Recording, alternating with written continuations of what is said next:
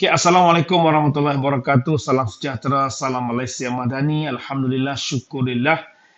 Alhamdulillah wa bihi nasta'in wa salatu wa salam Rasulillah wa ala alihi wa ashabihi ajma'in amma ba'. Qala Allah Ta'ala fi kitabil karim, a'udzubillahi minasyaitonir rajim wa la tasubbul ladzina yad'una min dunillah fayasubbullaha adwan bighairil ilmin. Al-Maidah. Sahabatku sekalian, jadi tujuan kita berkongsi pada hari ini adalah untuk kita mengambil iktibar dan pengajaran daripada apa yang berlaku pada 3 pengacara radio yang telah pun digantung bertugas dan kemudian mereka disiasat, dan saya rasa mereka akan didakwa atas kesilapan dan ketelanjuran mereka. Jadi baik. Jadi untuk yang lepaslah mereka berhadapan dengan tindakan demi tindakan yang mereka kena jawablah sebab apa, mengapa dan sebagainya. Baik. Jadi sebelum perkara lebih parah, lebih berleluasa, supaya kita orang Islam sebenarnya ada tata kelola kita. Kita ada disiplin ilmu yang telah pun diasaskan, yang telah pun diberi oleh Allah Ta'ala pada yang berkaitan dengan agama ni. Selalu kita baca lakum dinukum waliyadin. Bagi kamu agama kamu, bagi aku agamaku. Itu yang kita baca. Mana kita fahamlah konsep agama ni berbeza. Dia cara dia, kita cara kita. Kemudian tuan sekalian, kita baca pula raditu billahi wa bil islam dinan. Aku reda agama Islam sebagai, aku reda raditu billahi rabba. Aku reda Tuhan itu agama. Allah itu agama. Tuhanku, Raditu billahi, aku reda dengan nama Allah. Allah sebagai Rabbi, raditu billahi Rabba, Tuhan. Maknanya Allah sebagai Tuhan. Wa bi Muhammadin Nabiyan, Muhammad itu Nabi, Islam dinan, Islam cara hidup. Ini kita jelas, 3 konsep ni jelas. Allah sebagai Tuhan, Nabi, Rasul sebagai Nabi, sebagai Rasul, Muhammad sebagai Rasul, dan yang ketiganya Islam sebagai cara hidup. Kemudian tuan sekalian, Islam juga mengajar kepada kita ikhrajul insan min ibadatil ibad ila ibadatir rahman. Islam ni mengeluarkan hamba, mengeluarkan manusia dari mengabdikan diri menyembah hamba kepada menyembah Allah Subhanahu wa taala. Itu juga jelas. Maknanya sudah ada stand yang kukuh, yang kuat untuk kita nyatakan pada diri kita bahawasanya betapa nilainya kita, betapa mulianya hamba ini apabila hamba ini mengenali Tuhannya, Rabb yang menciptanya. Baik, itu sekalian, apa yang berlaku adalah apabila kita lalai dan kita mungkin seketika kita melihat seolah macam bersahaja, tapi benda itu sebenarnya tidak menjadi kebaikan kepada kita kerana Allah telah berfirman dalam surah Al-Maidah, wala tasubbul ladzina yad'u min dunillah. Jangan kamu menghina sembahan-sembahan mereka, yakni orang-orang yang tidak menyembah Allah, yakni orang-orang lain, agama lain. Jangan kamu kata Wahbah Az-Zuhaili, Profesor Wahbah, ulama termasyhur dunia sebut, antaranya jangan hina agama, jangan hina budaya, jangan hina pakaian agama mereka, jangan hina makanan agama mereka. Kalau mereka ada agama, mereka ada pakaian, ada agama, ada acara bersabit dengan agama, jangan kamu hina. Kerana apa? Fayasubbullaha adwan bighairi ilmin. Kerana bila mereka bertindak memaki hamun, marah Tuhan, sedangkan mereka tidak punya ilmu. Makna ilmu, mereka tidak ada petunjuk. Jadi kita pula ada petunjuk, kita ada ilmu, kita ada alim ulama. Sebab itu tuan sekalian, berlaku banyak sembahan-sembahan agama lain depan mata kita. Ada kita bertindak marah? Tidak. Kenapa kita tidak bertindak semikian? Kerana kita faham konteks ayat surah Al-Maidah ini.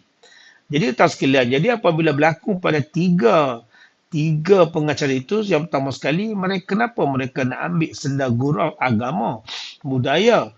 Apa jadi kalau orang bukan Islam pula senda gurau kita yang semayang, kita yang pergi Mekah, kita yang pergi umrah, senda gurau kita yang melakukan puasa semayang? Kalau mereka senda, marah tak kita? Kita akan marah. Jadi sebelum kita bersifat gitu, Allah Taala pesan dalam Al-Quran, wala tabussul ladzina yad'u min dunillah. Jangan kamu menghina sembahan-sembahan mereka, agama mereka yang mereka tidak menyembah.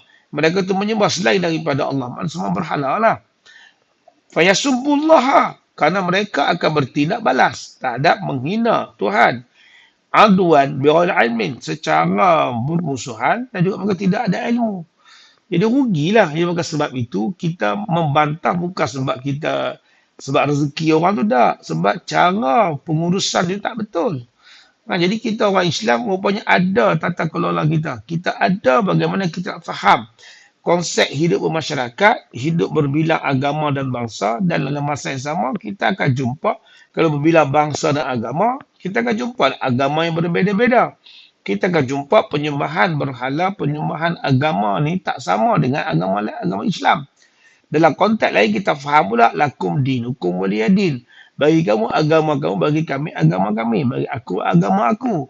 Jadi bila di situ dah ada perbezaan, sudah pastilah secara sembahan juga berbeza.